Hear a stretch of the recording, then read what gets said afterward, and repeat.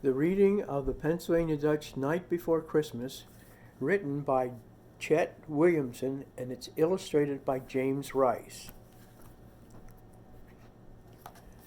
Pennsylvania Dutch Night Before Christmas. It was night before Christmas, and all over the farm nothing was suslich, no cause for alarm. The socks were hung all by the chimney just so, with the hopes they get filled up from ankle to toe. The Nix Nutzies snoozing without any sound, in their heads clear toy candies being dancing around. And Mama and me, well, beyond delight, crawled under the covers and snuggled up tight. And there they are in their bed.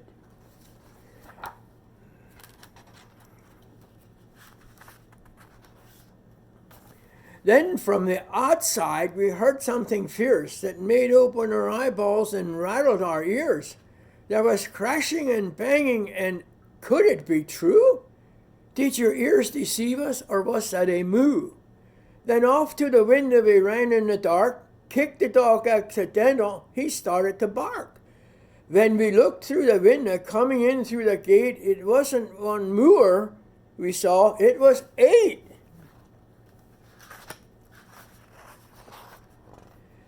Four cows and 4 steers. They were harnessed somehow and were dragging behind them an old-fashioned plow. And there just behind it, as sour as a pickle, was a fellow we knew had to be the Belschnickel. He wiggled that plow to keep going on course. I think he'd done better if he'd had a horse.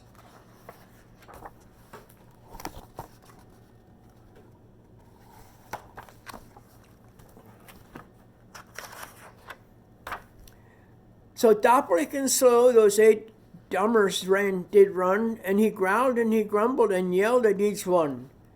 Now Chiggy, now Becky, now Rachel, Josiah, O Mano, O Sarah, Esther, Obadiah. And watch where you're going. There's nothing wiser than stamping your foods into stray fertilizer. They get through the barnyard without any hitch, and the Belschnickel grumbled and raised a big switch. Climb on that roof now, and you make it snappy. You don't want to make me no more unhappy. Macht oof on that trellis, then to the porch roof, and don't get no ivy vines caught in your hoof. It's just awful gristly if you make me fall, so climber up, climber up, climber up all. And there they are on the roof. They climbered up.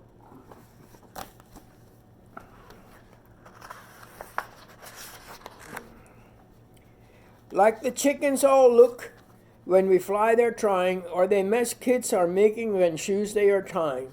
So clumsy they climbed up an inch with each moo, but somehow they made it, and it wonders me too. And then in a twinkle we heard on the roof each cow that was rustling around, stamping its hoof. The cracks of the roof timbers filled all our ears, 'cause it just wasn't built for 4 cows and 4 steers. By now, all the kiddies had run in our room, frightened by all those cracks and those booms. To tell them what happened, I was going to begin, when Chump and Cheesy Suey, the ceiling fell in. Then came the Belschnickel, plopped in our bed, a few shingles making down right on his head. And when we looked through the hole in the ceiling, it was just a little buried we're feeling.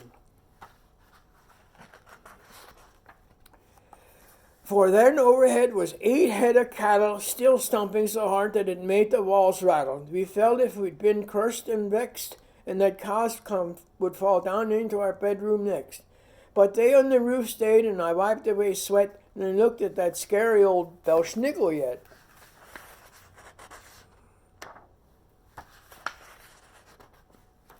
He had got to his feet and was brushing his breeches, holding his sack and using his switches. He was dressed all in black from his toes to his hat, and he frowned and said, "Hey, what are you looking at? Ain't you ever seen no Belschnickel before?" Well, I had, but the others had come through the door.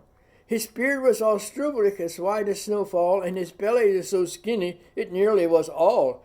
I couldn't help thinking that the crappy guy could use a few dumplings and shoe-fly pie. His eyes looked angry, but though they seemed a bit wild, when he looked at the kiddies, he just sort of smiled. Then he wiped away he'd made a mistake, or maybe some schnitz and nip Mama could make. Then he asked all the kiddies, have you been bad or sweat? It's good that you've been then, and I'll give you a treat, but you've been bad, then I'm warm your britches with one of my special bad kitty switches. They said they'd been good and were telling the truth. Still he glowered at Amos, he grimaced at Ruth, he frowned down at Abner, who just kind of grinned, and the Belschnickel leaned down and tickled his chin. Och, crappy I might seem, but don't you forget, I ain't never had to spank one kitty yet. It just must be something around in the air make the kiddies act better at this time of the year. So his switches he dropped and he opened his sack and he handed out oranges, yo-yos and chacks, $1 for Ruth and a 1 horse for Amos, and laughed as he watched him, and who could blame us? And finally he gave Abner a teddy. With that final gift he was ready. But he said as he crawled over shingles and sticks, I'll send over Stoltzfus your broken roof to fix. Then he jumped through the hole up to his waiting plow, and he yelled to his livestock, get going and now. Down to the ground and without no complaint until he got done all the houses all in. They sprung off the roof to the yard way below, where they got stuck in nearly 40 inches of snow. And that Belschnickel yelled, brushing snow off his head, Merry Christmas to all, now just go back to bed. And that's the end of the Pennsylvania Dutch Night Before Christmas.